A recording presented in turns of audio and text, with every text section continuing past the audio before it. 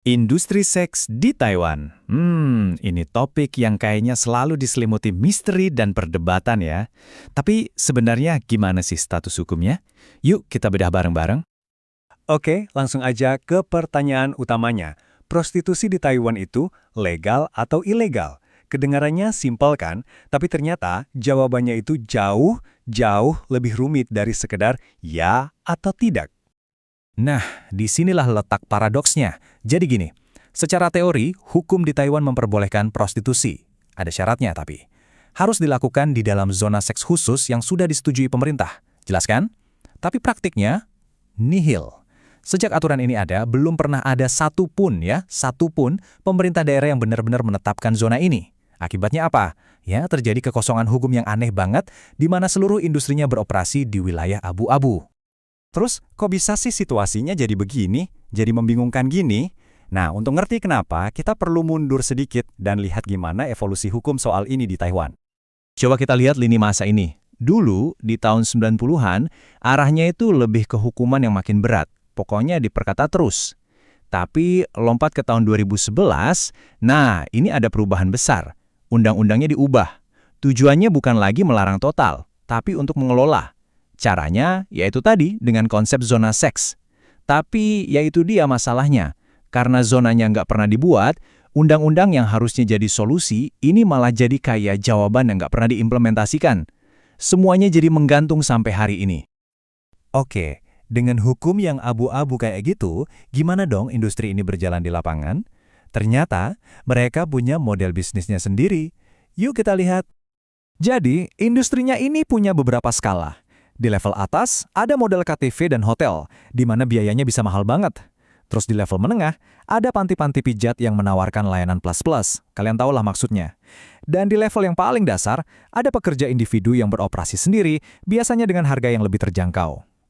Ini nunjukin kalau meskipun status hukumnya nggak jelas, industrinya punya struktur yang, ya, cukup terorganisir. Kalau aturannya aja ambigu, gimana polisi menanganinya? Nah, ini menarik. Mereka harus pintar-pintar memilih mana yang jadi prioritas. Ini poin yang penting banget untuk dipahami. Fokus polisi itu bukan pada pekerja seksnya secara individu. Prioritas utama mereka itu kejahatan yang serius. Kita bicara soal kejahatan terorganisir, perdagangan manusia, pemaksaan, eksploitasi, hal-hal kayak gitu. Kalau cuma transaksi antara dua orang dewasa yang sama-sama setuju, itu prioritasnya jauh lebih rendah ya. Ya salah satunya karena hukumnya sendiri nggak ngasih landasan yang kuat buat menindak. Sekarang, yuk kita geser sedikit dari hukum dan bisnis ke sisi manusianya. Siapa sih orang-orang yang bekerja di industri ini? Kalau dilihat dari demografinya, mayoritas pekerjanya itu ada di rentang usia 20-an sampai 30-an.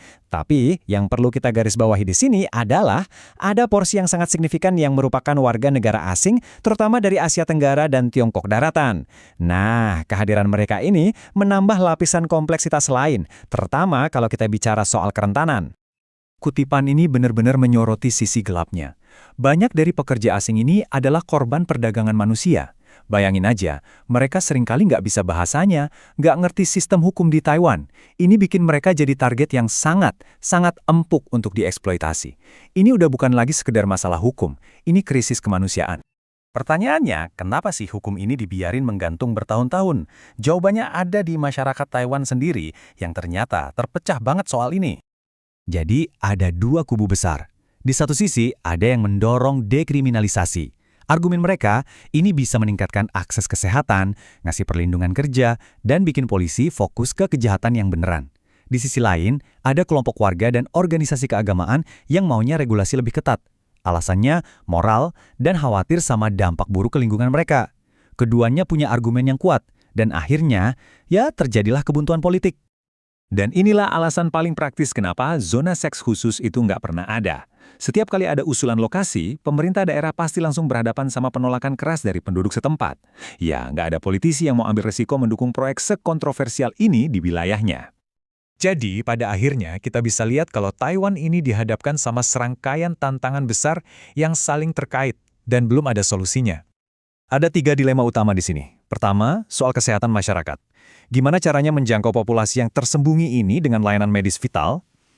Kedua, hak asasi manusia. Gimana caranya melindungi korban perdagangan manusia secara efektif? Dan yang ketiga, konsensus sosial.